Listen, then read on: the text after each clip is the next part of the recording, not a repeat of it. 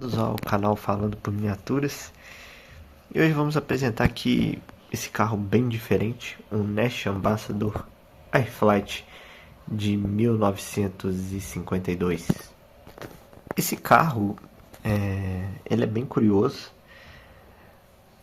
A Sunstar ela costuma, isso é até engraçado, fazer miniaturas perfeitas de carros às vezes diferentes, né?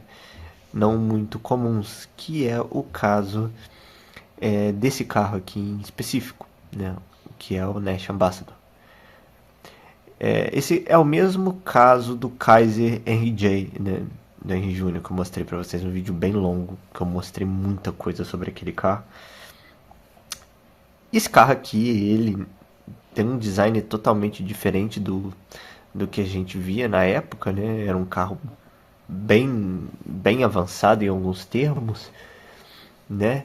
Mas que não teve as mesmas vendas, por exemplo, da GM, né? Da Ford, da Chrysler da época, né?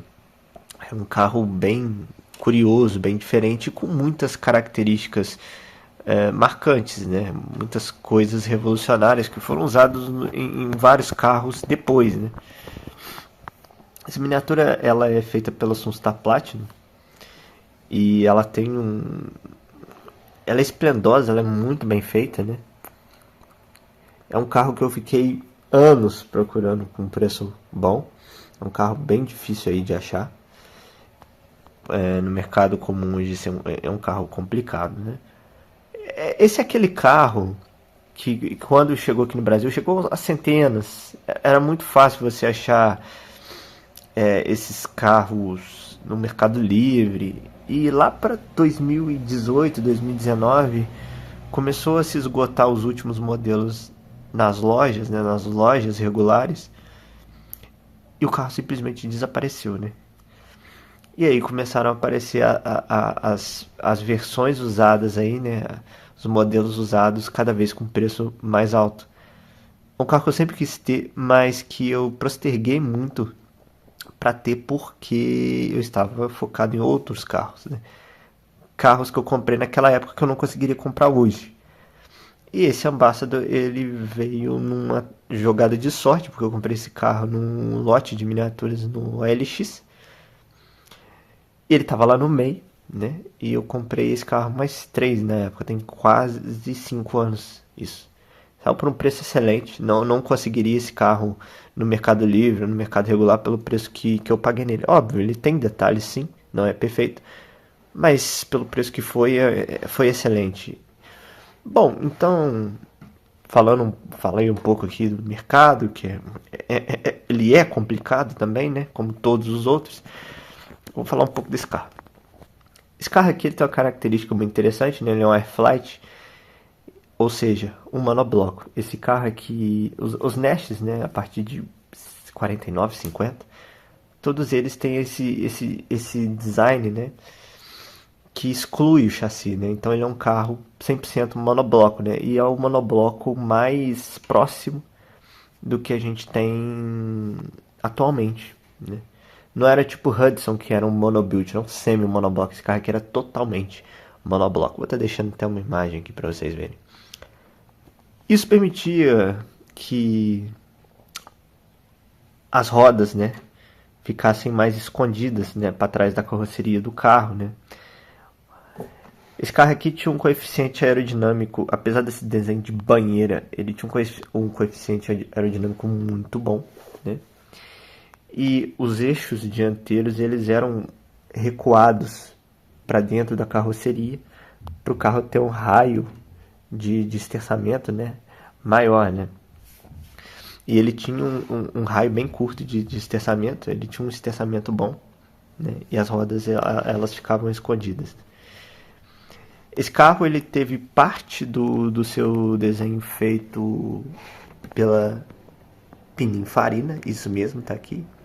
E a Nash, obviamente, usou isso como uma grande característica promocional na época que o carro foi lançado, né, desenhado por italianos. Outra coisa interessante essa série, né, a partir do modelo 52, esses carros eram testados em túneis de vento para você ter Como eu disse, o melhor é o coeficiente aerodinâmico, então esses carros passaram por toda uma testagem em torno de vento e coisa e tal, né? Enquanto as outras fabricantes só pensavam ali num design bonito, esse carro já vinha aí com essas características focadas em economia de combustível e coeficiente aerodinâmico e baixo centro de gravidade. Então é um carro bem interessante. O problema foi que, digamos que o design não seja dos mais atraentes, e já não era na época. Bom, esse carro tem outras características revolucionárias que eu vou estar mostrando para vocês ao decorrer do vídeo, na medida que eu for mostrando a miniatura, né? Também tem a versão Nash Metropolitan, que é basicamente um Ambassador encolhido, né? Que a Highway 61 fez, mas esse carro eu não tenho. Vou estar deixando uma foto aí para vocês. E agora, sem delongas, vamos falar um pouco do carro. Esse carro, ele tem essa frente, né? E grande parte da frente dele, grande parte do design da frente, a Nash pegou da Pininfarina, né? A Pininfarina desenhou um carro totalmente diferente, né? E a Nash só pegou alguns detalhes, né? E um desses foi a frente. A grade aqui é de muita qualidade, né? Com as grelhas aqui perfeitas, né? A logotipo da Nash. Os faróis aqui translúcidos, de uma qualidade assim absurda, com encaixe perfeito. E a mesma coisa para os piscas, né? Para as setas, né? Aqui o emblema no capô, né? Muito bem feito, né? O ornamento. Aqui você tem essa entrada de ar aqui, muito bem feita. Repare como que as grelhas aqui, elas são bonitas, né? São uma peça separada, cortada em ângulo, né? Ou seja, uma miniatura muito bem trabalhada, cara. Os limpadores aqui são móveis, tá? Os dois limpadores aqui, eles são funcionais. Isso é característica da Sunstar em alguns modelos, principalmente os antigos, né? Sunstar Old School, ela fazia os limpadores móveis, né? Esse carro aqui, ele tem vários equipamentos de época, né? Ele tem o quebra-sol, ele tem esse farol auxiliar, que aqui no Brasil era chamado de lanterna puxa-briga, como vocês podem ver, perfeito. Espelhos retrovisores, e ele tem o kit Continental, né? O que deixa ele bem maior, né? Como carro. É uma miniatura muito, muito bem feita. O cromado aqui, excelente. As rodinhas raiadas, né? Com pneuzinhos lindos e escondidos debaixo da carroceria. Aqui o Ambassador Flight. Esse carro é usado, tá? Eu comprei ele usado, mas ele ainda vem com os plásticos aqui colados em cima dos emblemas, né? Ali a logo ali, ó, by Pininfarina. Então é um carro aí muito, muito bem feito, tá? Muito bem feito. Detalhe do para-choque com cromo muito bom. Aqui os detalhes dos arrebetezinhos, né? Esse carro ele tem sim um gap maior aqui nas portas, né? Em questão de alinhamento, as portas não são perfeitas, pelo menos o meu modelo não é, tá?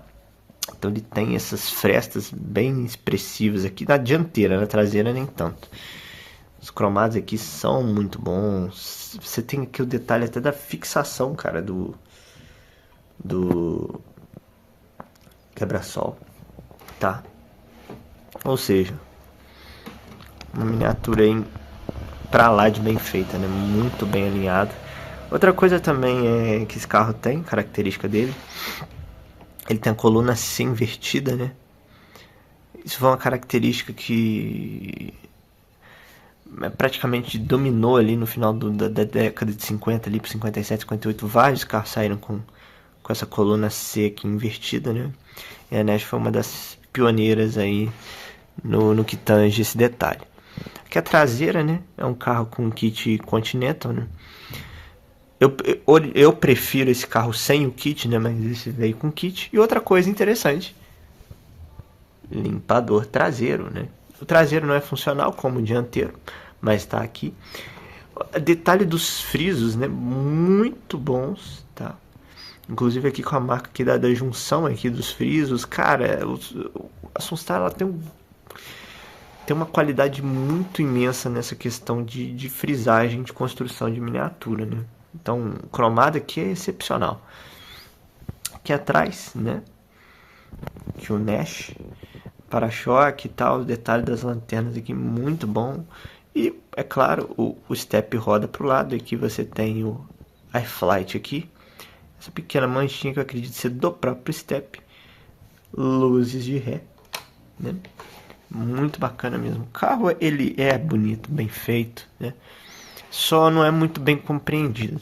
Aqui do outro lado é igual, não tem muito o que mostrar. Uma coisa interessante também é que ele tem espelho retrovisor dos dois lados, né? Diferentemente dos carros da década de 50. E dá pra ver que ele tem esse design pesadão, né? Um carro imponente, pesado, grande, né? Esse foi um dos primeiros carros a ter o apelido de banheira, né? Que ele é igual uma banheira mesmo. E ele é diferente, sim. Mas é inegável que é uma réplica, assim, perfeita. Não tem como falar que esse carro é mal feito, porque realmente não é. Você pode criticá-lo de todas as formas, falar que é um carro feio, que é um carro estranho, né? Mas não tem como falar que essa réplica ela é ruim. Então agora vamos falar um pouco do motor dele, né? E depois da interna e tal. Agora a gente vai falar um pouco do motor dele. A única crítica que eu tenho a Sunstar é que o capô ele tem um raio de abertura aqui muito baixo. Primeira coisa, né? Já vamos começar falando bem. Molas pantográficas, ok? Já é a primeira coisa, a nota 10. Ou seja, o carro não tem dobradiças de dogleg, né? Esse carro aqui, apesar de não parecer, ele usa um motor 6 cilindros muito avançado para a época. Esse carro aqui ele tem um motor 6 cilindros de 252 polegadas cúbicas, né? Ou 4.1 litros. Quase um motor de Opala. É. E desenvolvia aproximadamente 120 HP com a carburação simples, né? Tinha 7 para 1 de taxa. Os motores dessa época tinham baixa taxa de compressão, mas 120 HP é aceitável nesse Jetfire, né? Esse Jetfire pertence à linha dos Advanced 6, né? Como eles falam, da Nash, né? Esse motor aqui ele tem algumas coisas bem interessantes. Primeiro, ele não é um flathead, né? Um carro ano 52, os Hudsons eram flatheads, né? Eram até mais potentes e mais eficientes, mas esse motor aqui ele tinha uma arquitetura, um design tão bons que foram usados até na década de 60. Né? Esse motor aqui não é flathead, né? Ele já tem as válvulas do tipo HV, né? Com as válvulas aqui no cabeçote, tem tuchos, balancinhos, né? E é um motor que é apoiado, virabrequim apoiado em 7 mancais, né? Então já é um 6 cilindros mais moderno, né? Não é aqueles 6 cilindros que eram apoiados em 3 mancais, em 4, já eram 6 cilindros aí de 7 mancais, né? Então ele tinha uma ótima estrutura. Esse motor aqui ele podia sair com carburação dupla, né? Igual os Hudson, né? No caso seriam 2 carburadores desse, que é um carburador deitado do tipo Carter YH, que também foi usado acho que no Corvette, né? Nos primeiros ali 53 eles usavam esse mesmo carburador, que já era um carburador que tinha um design ali, um projeto para trabalhar deitado, né? Então esse carro aqui tinha um carburador deitado. Aliás, muito bem feito, tá? Agora vamos falar um pouco aqui da própria miniatura, que a gente começa pelo carburador, o Carter, que tem aqui o cabo do acelerador, muito bonito, né? Esse coletor aqui totalmente bem montado, bem feito. Aqui a gente tem o filtro de ar, né? Olha, cara, é muito bonito o motor desse carro. Aqui a gente tem o filtro de óleo, o reservatório de água do limpador de para-brisa, né? Com a mangueirinha passando aqui pela lateral. lá para a cabine. Aqui a gente tem a caixa do ar quente, né? Uma coisa horrível que esse carro tinha era a bateria ficava atrás do cofre. Imagina o inferno que era para trocar essa bateria.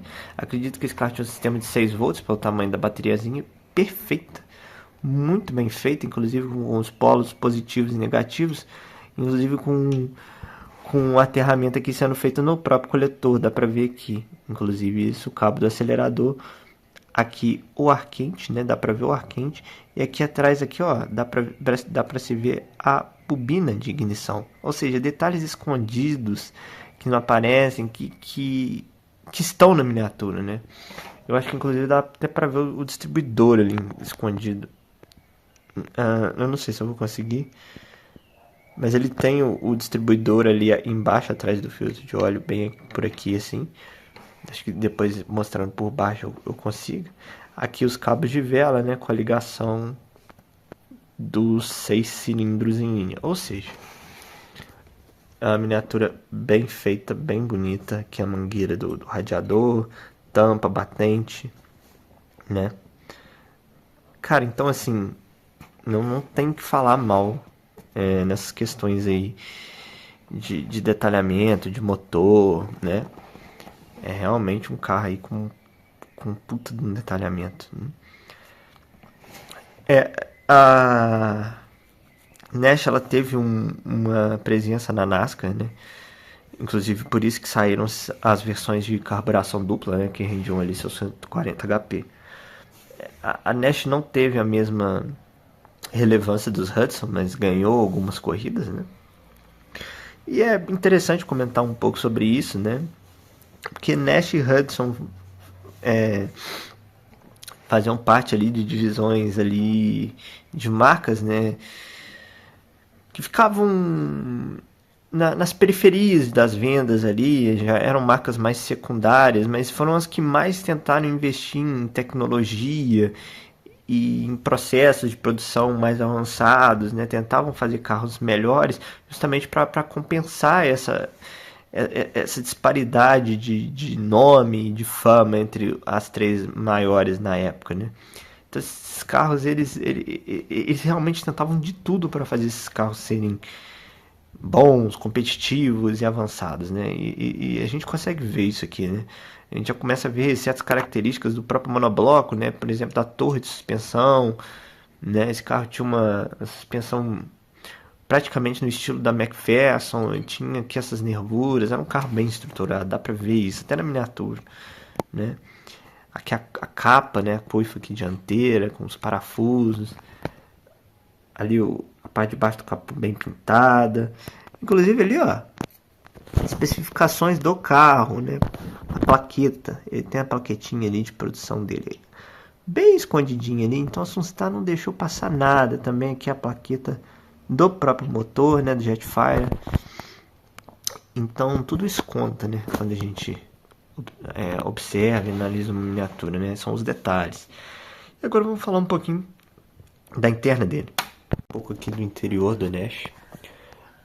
O interior desse carro é muito bem acabado, né? O Nash ele tem algumas particularidades. Para quem não sabe, em 1954 esse carro passou a ter ar-condicionado por bomba, né, por compressor. Antes dos Nash 54, né, esse carro é 52, os Packard, né, e os outros modelos tinham ar-condicionado por condensador que ficava no porta-malas. Esse carro, a Nash foi a primeira a fabricante a implementar um compressor de ar-condicionado, né, debaixo do capô, acionado por correia. Isso é só uma curiosidade, né? E, bom, falando um pouco da interna desse carro, não tem que falar mal, é uma miniatura impecável. Aqui as entradinhas de ar, né? Com um design bem interessante. A coluna de direção, né? Muito bonita, muito bem detalhada. E o interessante desse carro também é a posição de dirigir, né? Com esse volante que fica num ângulo aí de 45 graus, né? É igual um caminhão, se você for parar pra ver, né? A posição do volante, a posição de dirigir desse carro. É bem peculiar mesmo. Não era uma coisa padrão nem mesmo nos outros carros dos anos 50, né? Um volante tão inclinado assim. Mas tudo bem. Aqui os botões da iluminação, né? Chave de seta, né? Os pedais ali, ó, com acabamento primoroso, né? Lembrando que esse carro ele era de câmbio manual. Vou tentar dar um foco aqui para vocês verem. Ele era um carro aí de câmbio manual. E você tem ali os três pedais, né? E engraçado que o pedal é muito parecido com o do Fusca, né? Que tem aquele ferro ali meio, meio dobrado atrás do pedal e você empurra ele mesmo para baixo, né? Bem bacana. Esse carro é um câmbio manual de 3 velocidades na coluna. O acabamento desse carro aqui é muito bom. O banco tem um acabamento primoroso, as texturas, né? Todo o detalhamento aqui, o tapete, a soleira da porta, o carpete. Olha o detalhamento disso, né? Do próprio volante. É uma miniatura muito bem feita, de um carro muito bem feito. Todo esse interior aqui passa uma ideia de que era um carro muito pesado, né? Com materiais muito brutos, né? Muito metal dentro do carro e tal. É tudo muito volumoso, né? Inclusive a espessura dessa porta, muito provavelmente do carro 1x1 era assim. Então essa porta devia pesar uns 50 quilos, né? Só a porta. Aqui você tem as manivelas, né? Uma provavelmente para o quebra-vento, uma para o vidro e uma para abrir e fechar a porta. Aqui você tem o descanso para braço e o acabamento aqui, né? E tal, a fechadura. Muito bacana mesmo, tá um carro muito bacana. Esse carro aqui também foi pensado muito na época pros caras, né, que na época viajavam muito, né, que tinham negócios e tal, viajavam, corretores de seguro, etc. Então esse carro ele tem um banco que deita, né, 100%. Foi o primeiro carro americano a ter um banco que rebatia aí 100%, né, o interior desse carro ele virava uma cama. Bom, o limite do banco desse carro na minha miniatura é até aqui, mas eu já vi alguns Sunstars, né, algumas outras que o banco deita totalmente. Eu não vou forçar aqui. Vou até deixar uma foto de catálogo, né, dele com o banco deitado. Mas vocês podem ver que ele tem uma funcionalidade legal. Inclusive, vou até mostrar o outro lado aqui, né. Pera aí. Vou abrir as portas aqui. Aqui a gente tem também uma visão melhor aqui no interior. E olha o esmero, né, disso aqui. Esse painel é todo feito no photoetching, todo, não tem adesivo aqui. Então o velocímetro é no photoetching, o rádio é no photoetching, o relógio é no photoetching. E aqui a gente tem o iFlight escrito no painel. Também tem ali um porta-luvas, né? Olha só, o porta-luvas aqui, que eu acredito ser funcional. Não sei, eu nunca testei. Não é funcional. Então tem um porta-luvas aqui também, o rádio e tudo mais. Aqui também o detalhe da entradinha de ar. E o quebra-sol, né? Que aqui no caso é rebatível. Eu vou estar tentando mostrar isso para vocês da melhor forma possível. Como vocês podem ver, ele sobe, né? Os dois rebatem. Esse aqui acabou que tá um pouco mais bambo, mas o quebra-sol também é funcional. Então é uma miniatura rica em funcionalidades e um acabamento impecável. Como eu disse, não dá para falar mal dessa miniatura. Uma outra curiosidade que vocês viram, ele abre as 4 portas, né? É muito difícil a gente ver miniaturas 1.18 de 4 portas, né? De carros 4 portas, e que abram as 4 portas, né? Aqui a gente tem duas manivelas, né? Provavelmente uma para abrir a porta e uma para subir os vidros, e a presença do cinzeiro e do descanso para braço. Um carro aí ou pelo menos um Ambassador, era um carro de luxo, né? Mais voltado para o mercado de luxo, então ele tem o descanso para braço traseiro rebatível e funcional, tá? E funciona. Então a gente tem aí um descanso para braço totalmente aí rebatível. É uma miniatura riquíssima em questões de funcionalidade, né? Para baixar agora vai ser difícil, né? Mas tudo bem, acho que vocês conseguiram ver. É muito difícil baixar isso com a mão. Mas já estava baixado justamente para eu poder subir, né? Então, tudo aqui é muito funcional, né? A função dos bancos, do descanso para braço, quebra-sol, né? Vou tentar mostrar o forro de teto para vocês. Ele tem um forro de teto muito bem acabado, com luz de cortesia atrás, né? Olha lá o detalhamento do forro de teto, muito bom. Então é uma miniatura aí maravilhosa, riquíssima em detalhes, em questão de proporção, com uma interna aí muito bonita. Então é isso. Eu vou tentar mostrar aqui o porta-mala para vocês. O porta-malas aqui ele é bem chatinho de abrir, mas eu consegui com custo aqui. Vocês conseguem ver aqui o detalhe das travessas traseiras, né? Do carpete, de tudo aqui, das nervuras da tampa. E, enfim, é muito bem feita, né? Porque a tampa, ela fecha aqui. E você tem o kit Continental. Esse aqui é meu dedo que tá cortado. Então, o interior dele é isso, né? É maravilhoso, né? Com várias aí características marcantes, várias funcionalidades, né? Detalhe interessante também da coluna ser invertida. Enfim, é isso. Espero que vocês tenham gostado e vamos falar um pouco do carro por baixo. Passando por baixo é uma obra-prima. Esse carro é muito lindo por baixo e tem uma qualidade de tirar o fôlego, tá? É um carro que é muito bem construído, né? Aqui vocês podem ver a questão das bandejas, né? Aqui é parte do suporte da suspensão, né? Do agregado, barra estabilizadora e dianteira. Uma coisa que eu gostei muito nesse carro é que eles deram muita ênfase no detalhe dos rebaixos, das chapas, né? Então você tem essa espécie desse... Não é um peito de aço, né? Mas uma proteção aqui para a parte de baixo do radiador. Com essa parte aqui estampada, né? Tem todo o detalhe da estamparia, né? E você tem esses dois estirantes aqui também. Então é tudo muito bem detalhado. A questão das bandejas, a suspensão dele é mais ou menos funcional.